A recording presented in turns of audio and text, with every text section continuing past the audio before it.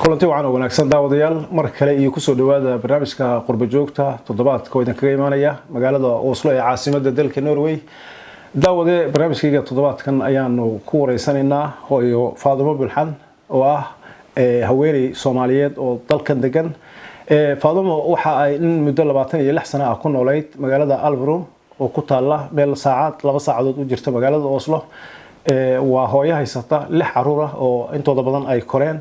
مدوينكي ugu dambeeyayna dalka Norway warbaahintiisa waxa aad uga socday maalmihii ugu dambeeyay dhacdo ku dhacday qoyskan Soomaaliyeed oo ah in lagu sameeyay cunsurinimo reer ay dariskiina magaalada degan dabcan si xun ula dhaqmo mudana soo socotay. waxa ay sheekadan bilaabatay sida aan wararka ka akhrinay 2017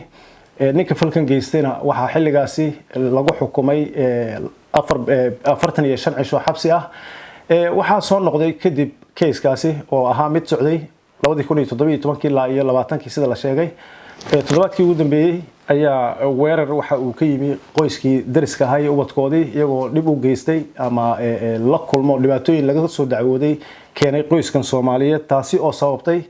in Faadumo Bulxan iyo qoyskoodii ay ka soo cararaan oo ka soo tagaan oo ka soo guuraan magaaladii ay ku noolaayeen iyo gurigoodii 26 sano ay ku dhasheen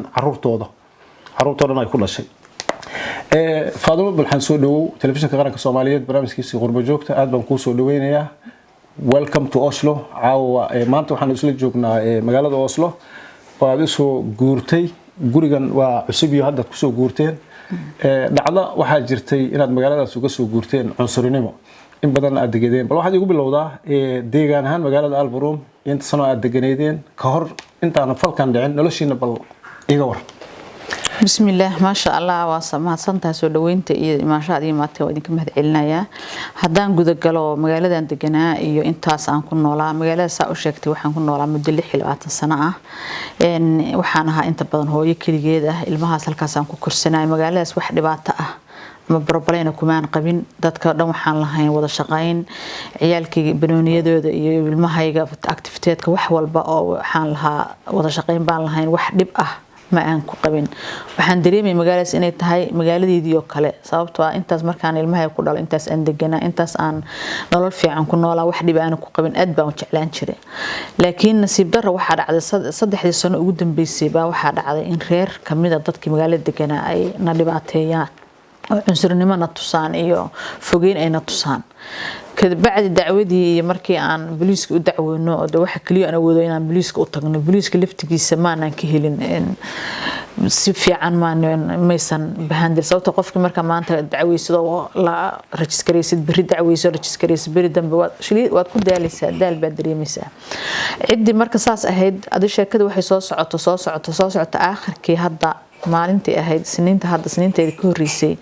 bay waxay noo soo weerareen si toos ah guriga anagoo intay ciyaalkuna dhibeen booliiska wacnay sababta waxaan lahayn balan ah hadii idii imaadaan soo wac booliiska habeenkii ka horeeyay oo jimcaha wax iga jajabiyeen gaarigayga gabdhahayga xataa ula la dhacdhaceen wax ku dhufteen booliisku habeenkii uu noo imaaday waxayna dhaheen hadaa aragtaan ay soonahan imaadaan soo waca maalintii isniinta markaan registereyn lahayn oo inaan dhahno wixii jimcihii dhacay ka sheekayno bas isniintina soo weerareen markaan aragna iyagoo weerarayo garaashkayga gudii meesha galgalay aan banaanka u soo baxnayn booliiska aan wacnay booliisku waxay dhahay meesha taagantiin istaaga anaga idin imaanina anagoo meesha taagan banaanka oo naga durugsano ah guriga garaashka baabuurkayga aan gashano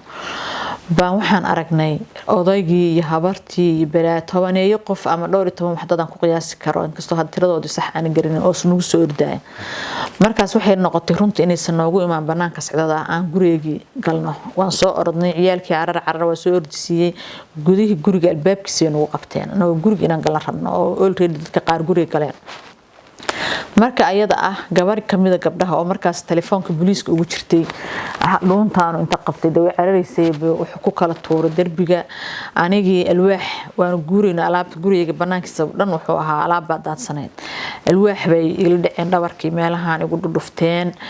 waxa isku daynaa albaabkii inaan xirno albaabkii wax badan ku dagaalnay gabadheeda farta albaabka kaga dhaco ka gooyay dagaalkii rafashadii ka bacdi aniga markii dambe kab shaytir isku kabaha oo seefta lagu ciyaaro way igu soo tuureen madax halkaan iga dhufteen aan laftayga waa wareer markaas waa jug baa iga gaartay aad madaxa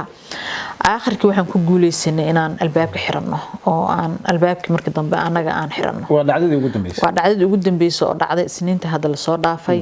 laakiin dhibaatadeen wax badan ay soo socotay wax badan bay ama nacaayeen ama midab una tuseen kala sooc cunsurnimo badan noo muujiyeen arintaas iskuulada ogaa gaarsiiyay kamuunka kuwa meesha xukumaan gaarsiiyay booliiska ayagu daily maalin walba ay ogaayeen markasta wax dhacaan booliiska la socodsiinayay dadka badan oo waxa ogaa aan ku dhex jira socialka aan la ahay baa wada ogaa adigu arintaas wax badan ay soo socotay aakhirkii hadda saana dhacday markii dacada waxaan go'aansanay inaan meeshan ka guuro saasaan uga soo guuray magaalada Elverum oo ahayd gurigeygii labaad oo inta ku soo deganaa oo 26 sano deganaa ilmahayga inta badan ku dhalay gabadhan ku dhalay baa ku dhashay guriga deganaa okay gurigaas waa ka soo baxdeen maanta Oslo joogno ninkan adriska hideen iyo qoyskiisa xukuna dhacay hadda ka hor 45 cisha lagu xukumay sababtaas baldi ugu noqon sababtaas hadda ka hor waxa dhacday maalmaha kamid ah inay nasoo weerareen ciyaalku markasta caadi inay nacaayaan dhibaateeyaan baahan jirtay wiil yar dhalay bay maalintaas dhibaato iga geysteen ciyaalkaas marka wax reerkaas waxaan isku dayay inaan gurigooda iyo meesha degan helo si aan ilmahooda dhibka ay nagu hayaan ugu sheego waalidka ilmahaas dhalay nasiib darro ciidaas lama heli karo meel ay degan yihiin waxooda dhan waa wax qarsoon oo waa dad oo haday rabaan aan ahayn dad sida dadka caadiga ah hadii la raadiyo meeshan deganahay waa la helayaa marka laga raadiyo la galo wadanka systemkiisa cidi waa weynay bahalkooda maalintii dambe waxa dhacday inay cunugayga iga dileen waxaan ka soo qabtay inaan soo qabtaan damcay baaskiilan ka soo qaatay baaskiilkii gudahan soo galiyay anoo raba inaan helo waalidkii ilmahan dhalay ay yimaadaan dhahan maxay ilmahayga baaskiilka uga qaadatay ama ila hadlaan baaskiilkii markaan qaaday waxaa noo yimid baaskiilkii meel baan ku xiray waxa yimid odagii habartii intaas ciyaal la socda iyagoo tiradii ka batay aniga dad normal umaleynaa ilmahay gudahan galay anaa soo baxay waxaan tusay inaan si fiican la hadlo anoo qoslaayo faraxsan aan waalidka si fiican wax u fahansiyo la hadlo markaan soo baxayba oo aan salaanta simiyay odagii wuxuu bilaabay inuu caayo neegar yaab lidriid soon oo calaamada oo rasistaha naasiga inuu si tuso oo waxay isla markii booliiska oo ka hor la sii wacay baa noo yimid booliiska markaan u sharaxnay sababta aan u qaadnay baaskilada u soo qaadnay idinka wacay booliiska yimi deriski markaan ceyrsanayna arkaya wacay sababta aan u soo qaadnay baaskilkooda markaan rabnay inaan u sheegno booliiska wuxuu dhahay wax fiican baa sameeyeen sababtoo ah sida kaliya wax lagu xalin karo baa saas ahayd ninkaas wuxuu sameeyay markaa violence inuu dagaal ku qaado booliiska say u dhigi kartaa say baaskilka inay qaadaan run u noqon kartaa bas meeshii booliiska jooga booliiska wuxuu damcay inuu alaabtooda u soo bixiyo xitaa uu soo bixin waay marka alaabta la soo bixin way dagaalamayeen booliisku la dagaalamay annagii buu noo farabaxsanaa uu nacaynay booliisku hortiisa nagu caynay ereex xuno cunsurnimo nagu dhahay booliisku uu taagnaa uu maqlay markaas aan ugu sameynayaan markaas bay dhacday xukunka 45 biri ah waa 2017 intii ka dambeysay marka wili dhibaatada way socotay bilmatalan gaarigayga ani dhalinyaro ciyaal baan haystaa oo dumar ah laba gaari bay laba kala wadataa anigana gaari baa gooniyaan lahaa gaariyaasha markasta especially kayga bay aad u yaqaaneen markasta taayirka markaan bil jooga ama labadii biloodba mar midaaliga geliyaa taayirka booliiska waa u tagaa waa tusaa sawirkii aan booliiskaas la yeelay waxba kuma hayno qof cad ay dhahan qofkaas wax sameeyay ma jiro waxay dhahan baar inaad saas ku dhacday warqadan buuxi waxay saas ahaato markii dambe waxaan ugu bilaabatay baabuurta in laga furto shiltaha calaamada gaariga taarigada inay ga furaan gaarigayga markasta taarigada laga furtaa markasta hal xabay furnaa labadaba isla furnayaan midba u horeysa geeska ama dabada ama hore oo baabuurka hortiisa kan baasha ku wareegsan dhulkay dhigayaan misbaar haday ka fureen waxay qaadanayaan shiltada bil ama isbuuc ka bacad baa qof dhahaya shiltaha halka yaaliyaa ka dhumay oo halkaas u yaal shiltahaas balay soo dhaha already ano oo neeyo am shilta kale helay ama si kale iyagana ka mas'uulaha waa ayaga kulli cid kale barbareen naga dhaxaysa ma deganeen meesha ka bacdi kahayga waxay saas ku sameeyaan waxay barteen gaariyaasha kale oo noo imaada oo dadka noo yimaada wiilkayga laga furtay shiltaha meesha guriga hortiisa reer aan dirsanahay oday Cabdi Jaamac uu dhintay baabuurkiisa ka furteen gabar ii imaatay oo ruqyaal dhahaa 10 daqiiqo la taagay 10 daqiiqo looga furtay waxay bilaabeen baabuurka ay u arkaan inuu noo imaado inay ka furtaan dadka xaafadana degan iyo dariska waxaas way ogaayeen waan ka wada hadalnay inaan video overfocking aan samaysano xaafada aan camera ku xirnaa ka wada hadalnay waxaan ku wada hadalnay inaan arintaas xalino inay garaashka naga bedelaan laakiin waxba naga ma caawin karin booliiskuna wax markaas arintaas ay ka qabteen ma jirto hadda markaan wada hadalnay aan ku iri waxaan dareemayaa inaan si fiican ee bahandal garan aan weydiiyay waxay dhaheen seeban ku caawin karaa anaga qof yahay ma naqaan waxaan ku iri hadda aniga qof kali dad kali aan awoodo wax u sheegan karay waa booliiskiina waxay markaan u imaado waxay dhahayeen warqadaas waxaan dareemayaa hadda rabtaa inay caawisaan inaad qofkan ka qaadi lahaydeen finger aptlik samayn lahaydeen oo aad heli lahaydeen qofka saa ii dhibay marka waxaan dareemayaa inaan waxba ii qabanin dacwadii badnay marka laga tago baabuurtan taargada laga furtay hadalkan iyo dhacdada markii laga hadlo violence ama dhibaato oo gacan ka hadal oo dhaawac adiga qoyska idin geystay oo ma jira aad soo bandhigteen oo booliiska u bandhignay markaas ayada ah oo booliisku jooga la xukumaan ku sheegaayo iyo mar kale oo cunug iga diliyeen ayadana booliiska taas kale u yeeray cunug yar ay wax iga sameeyeen iyo had deertaan oo markii ugu dambeysay ay guriga noo soo galeen inkastoo markii hore guriga noogu imaadeen laakiin hadda markii ugu dambeysay guriga noogu soo galaan marka ay noo soo galayaan waxay leeyihiin ma noolaanaysaan waa idin dilaynaa ma wadanka ma joogi kartaan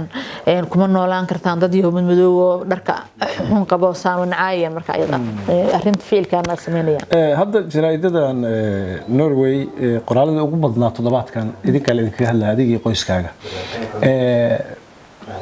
Alvrum ma soo guurteen imisa qof ka soo guurtay ma wada timaadeen mise wili baan wada imaan labada gabdhood oo mid 18 jir ah 19 noqonaysa mid 22 jir ah waxay ku haysteen meesha shaqo samar shaqada xilligan xagaaga shaqooyinka dhalinyaradu helaan marka hadda ima soo raacin laakiin 2 August bay soo dhameynayaan labaduba imaanayaan halkan ninkan isaga nafkiisu waraysi sida la idinka qaaday jaraa'idku ku qornaa iyo reerkiisa waa loo tagay waa la weydiiyay wuxuu yiri anagu daris waan nahay nacayb cunsurinimana ma jirto laakiin waa heshiin weyno wax darisnimo naga dhaxayso qoys ahaan u heshiin weyno laakiin wax la sheegayo waa been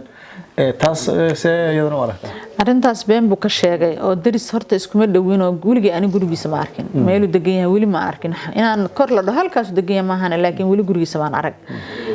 dad daris oo isku imaan kara male aniga 100 darisad baan isla deganaa intaas sana wadanka deganaa wax dhibaato aan barbalayna dariskayga anaga isku maana qabin magaalada aan deganahay wax dhib ah oo qofna dhex maray ma jiro aan ahayn wanaag iyo fiicnaan aan ahayn dadka la noolaa si fiican baa la noolayn si fiican baa la shaqeyn jiray aad baan waliba ay qof waxay arkayeen ama ku filan ilmaheeda ama nolosheeda ama dhinaca siidaha fiican baan dadka ay iga arkayeen marka waligeen maanan gurigooda taginin laakiin waa beentiisu arintan wuxuu hadda ku xalinayaa wuxuu sheego ka dhiganayaa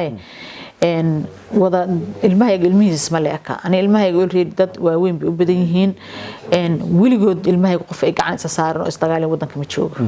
wax ilmahayga ay dad u geysteen daris reerahaas intay u geysanaan kuwa noo dhow oo nagu wareegsan bay u geysan lahayn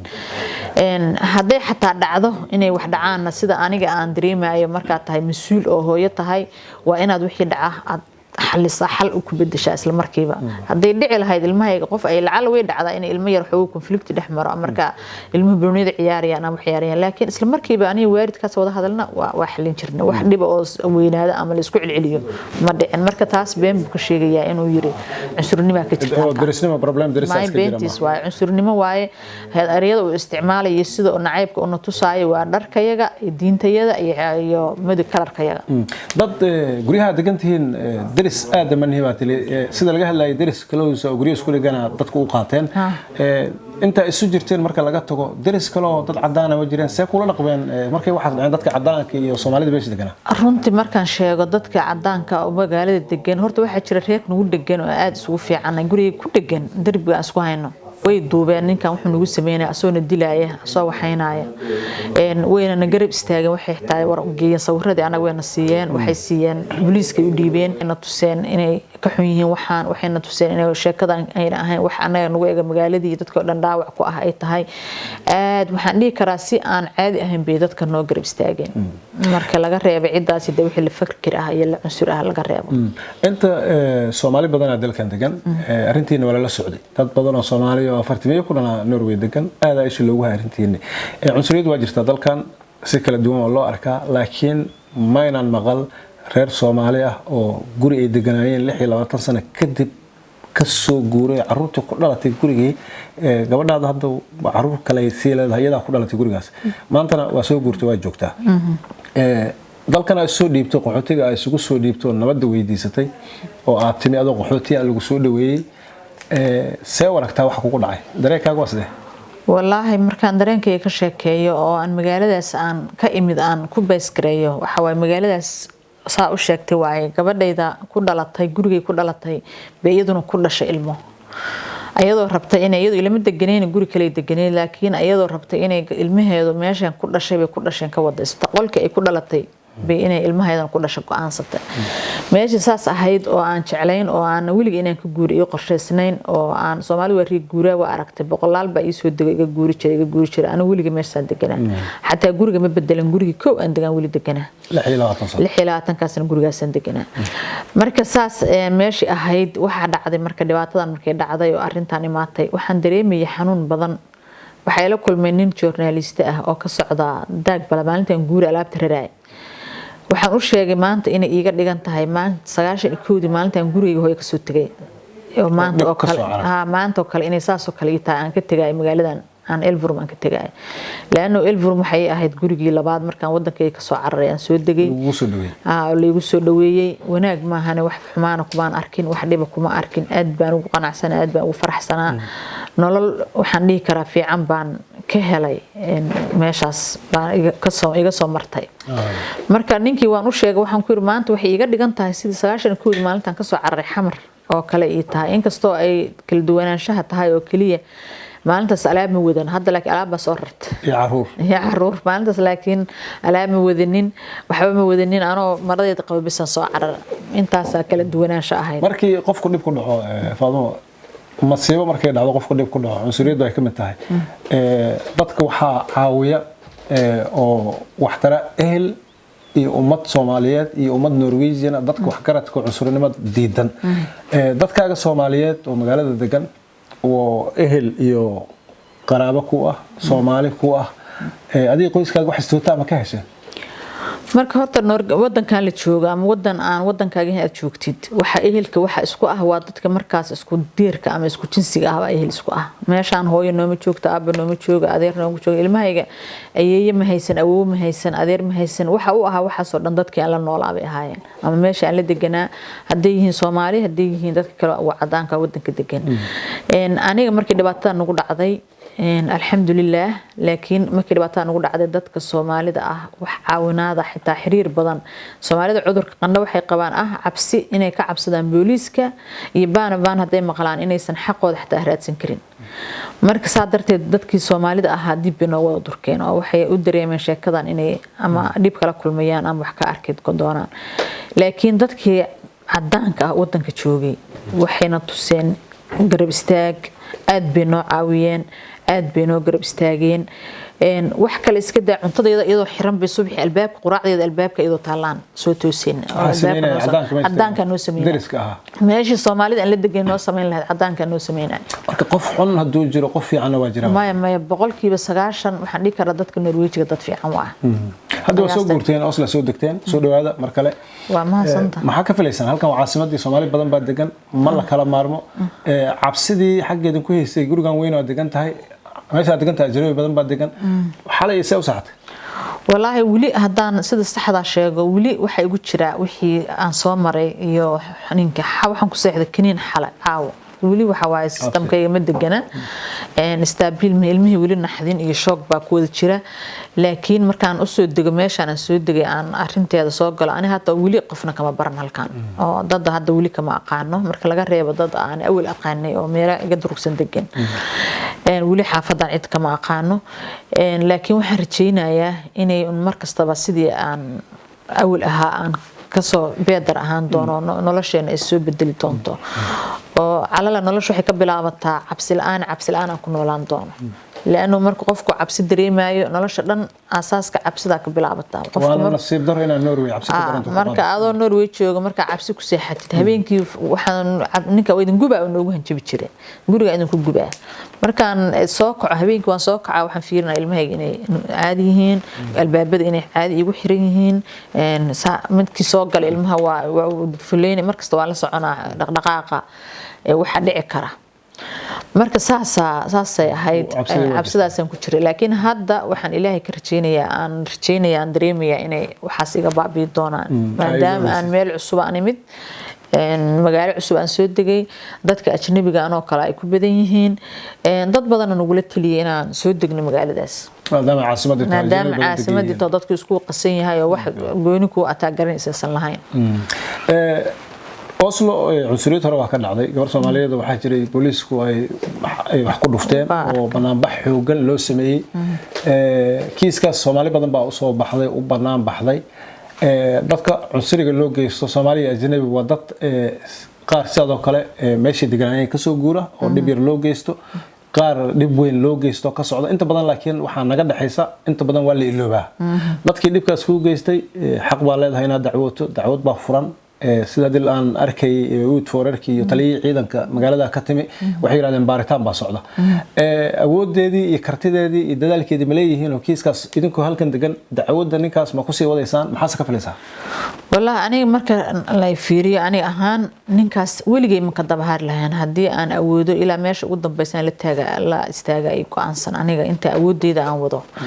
إن الموضوع كان مركز فيري سواء عرفت أبوكات اللوير إن قبستي وحقا عوي ما هن إن أديك أود حقوق بتضبطن ما لهن بوليس كأفوري وكل هالليان وحبي كويدينيان وحاجة سنسير ربان بوديجيان مركز إن ده سيد أديك الله شيء سير ربان بوديجيان معنا حقدر هادرت ها adiga kaliya marka tahay wax u garab istaaglahayn oo aan lawyer haysanin oo aan waxba haysanin sidii ay rabaan ani hadda booliiska gurigeyga igu imaada laba bir marka hawshu dhacday ka bacdi waxay ii sheegeen inaan la hadlin media waxay dhahay arintan dab ay ku shidayaan media la hadlin waxaan ku dhahay ani hadda media aqaano 3 sano cidaan ma dhib lahayn laakiin maanta markay saan dhacday waxaan ku dhahay jidka qofkii maray uu sheegay problemkayga sababtoo ah guduhu igu dhex jiray waxaan ma qari karo culays badan aan dareemay dib badan aan dareemay maanta inaan soo saaraa marka ha igu la talinaan ku yiri qari oo gulisi bar si hadalku wixii si qarso jidka qofka maray wuxuu rabaa aad u sheegay wadaaba ilaahu habar weeyil ahaad waxa tiri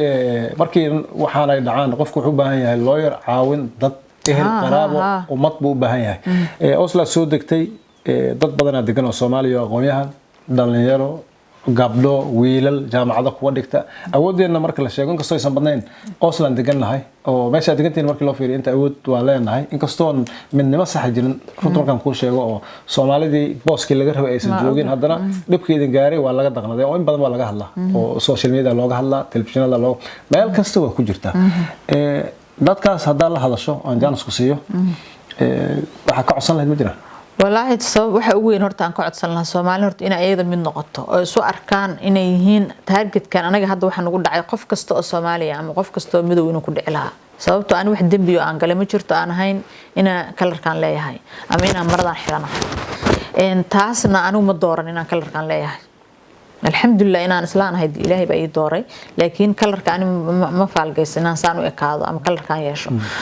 arintan ani kaliya ma qosayso qof kasta oo waxay qosaysaa anigoo kala ah oo Soomaali ah ama Islaam ah bay qosaysaa sababtoo wax dadka lagu taarget gareynay waa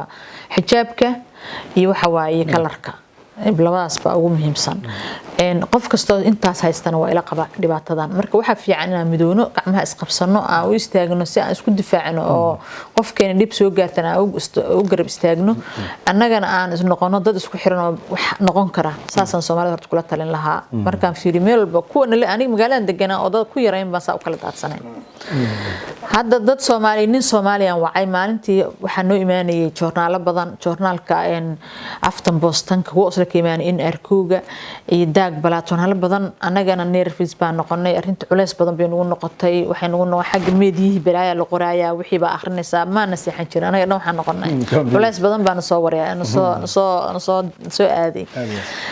nin baan wacay derisnala waxaan riniyo kala bal joonada waxaan imaanayay waxaan noo istootisa naabu ahaan noo istootay kaliya inaan naabu tahay oo dadka naabu hoodanahay lacala noo istootay ma qof adaga ta arinta aad ku filan tahay si daabu dhahay marka waxay ahayd in Soomaalidu ay tagaan dad badan loo yaraan la xiriira waxay igu la taliyeen dadka Soomaalidu magaalada degan booliiska hor istaagan dhibaatada ha waxaystaan aniga hadday soo booqdaan qof kasta wuxuu leeyahay bashqada waxa la soo galiyay waa ku dilaynaa waa la soo qoray guriga waxa la soo galiysan qof kasta tiriikuma ay noola laakiin ma sheegayaan way qarsanayaan waa ku faraxsanahay inaad hadashay adiga qof weyn aad tahay hooyadii carruurtaas lixda aan dhashay intooda badan ku dhashay Norway waa dadaashay mana kugula talin inaad aamusto anigu waxaan ku dhihi lahaa dhibka qabta inaad sheegato talahan waa ku siinaya waana ku qaldan cidii ku tiri aamus adoo dhib qaba waa qof adoo weyn ba halkan timi dareenka carruurta ugu dambeyntii waa sidee iyagu halkan ku dhasheeno luqaday garanayaan cunsurnimaday garanayaan dhibka adiga aad qabta ka badan inay qabaan laga yaabaa waa sidee qoyskaaga mentaligooda sida runta markaan ku sheego aan aniga ilmaha kaliya ka soo qaadan ilmaha Soomaalida ka soo qaado aniga waxaan ku koray oo ku dhashay Soomaaliya waxaan leeyahay waxaan nature dulqaadan leeyahay nature adkaysiga jirkay ku jira waxaan ogahay differentiga meeshan ku noolahay meeshan ka imid u dhaxeeyo waxaan wax badan baan ogahay marka loo eego ciyaalku sida anigu intaan adkaysan karo ma adkaysan karaan qalbiga aniga aan leeyahay oo aniga igu jiro oo aan wax ku kala sooci karo kuma kala sooci karaan bal waxay isku maleeyaan inay leeyihiin xuquuqda qofkan leeyahay wax qofkan kale leeyahay wadankan leeyahay bal wali ma kala sooci karaan dhalinyaro ilaa qofku weynaado ma dareemi karo marka waxaan dareemayaa ilmaha inay yihiin dad u nugul dhibaatada dad aan u adkaysan karin dhibaatada hadda dhibkan soo gaaray aniga waxaan u arkaa wax oo inuu muxuu yahay waan ogahay haddana wali qalbigayga waxaan dareemayaa inaan alxamdulillah adka laakiin ilmuhu saan dareemay ma dareemayaan walba ku tahay culays bay ku tahay way noogu dhacdo waxaan way saan u nahay way sababtoo saan waa madownahay ama sababtaas waa ma liqi karaan ma isfilgin karaan ilmaha waxa aniga dareemay aan marka Salma iyo Ridwaan iyo Caashi iyo Ibrahim iyo intooda mentally waa taagan yihiin oo ku difaacayaan oo ku garab taagan yihiin soo والله وقف walba uu dadaalaya Ibrahim waa nin yar asagu waa 13 jir cunug inuu yar hada waa hurdaa laakiin inta kale ilmaha qof walbaaba inuu nacaawiyo aan isku meel aan isla istaagan gacmaha isqabsanaan diyaaruna aniga aan ku hadlayo magaca telefishinka qaranka Soomaaliyeed iyo jaaliyadaba soo dhow oo ku soo dhow ku garab taaganahay wixii aad dadka uga baahato dadaal wixii ah inkastoo saa sheegtay aan wali aan direct ahayn dad haysto si fiican aan hayn laakiin dhibkaaga waa dhibkeena soo dhow adii carruurtaada oo ku soo dhawaada barnaamijkii aad ugu casuuntay aan kuuga iman aad ugu mahad celinaya waad mahadsan tahay Faadimo Bulxa aad ba mahadsantihiin soo dhawaada Soomaalida hal oday nin baa shalay soo wacay wuxuu yiri waxaan deganahay Hunafos magaciisa hebel jaamac baa ku jiray hebel jaamac baa la dhahay wali ma arag qof Soomaali oo saa intuu soo wacay Soomaalinimo itusaah inuu garab taagan yahay ninkaas kaliyan ka arkay Hunafos aan degan u dhahay Maxamed Jaamac Bashir adu hebel jaamac baa la dhahay Hunafos aan ku magac dheer u dhahay meeshaasaan iimaan banka ay masaajid wuxuu yiri waa wixii ku dhacay ciyaalkaygu la hadla gabareedii Salma ayna adkayso adeer saayin ninkaas bas aan ka arkay qof Soomaalinimo iyo soo raadiyo iyo soo ma sha Allah leenahay waa ku mahadsan yahay wuxuu qabtay in badan oo Soomaaliya oo jidka ku soo jirto oo maqashayna soo gurtana waa jirtaa dabcan waxa laga yaabaa inaad busy noqotaan waa idin fasaxaya waqtigan kama qaadayo aniga dhankayga waa mahadsantihiin barnaamijka qurbo joogta toddobaadkan aad igala qayb gashay daawadayaal barnaamijkii toddobaadkii qurbo joogta aanu idinka soo gudbinaynay Faadimo Bulxan iyo qoyskeeda oo arrin cunsuriyada ay ku dhacday toddobaadyadii la soo dhaafay in muddo ana ay soo socotay ayaan inta ku soo afmeerayaa waa anigoo Xasan Saciid Raasta saaxiibkay Hagar Adamis oo iga caawiyay dhanka kaamirada iyo Faadimo waxaanu si wada jira magaalada Oslo ee caasimadda dalka Norway meel kastoo aad joogtaan idin ka leenahay inta barnaamijka kan xigay qurbo joog aan ku kulmayno nabadiino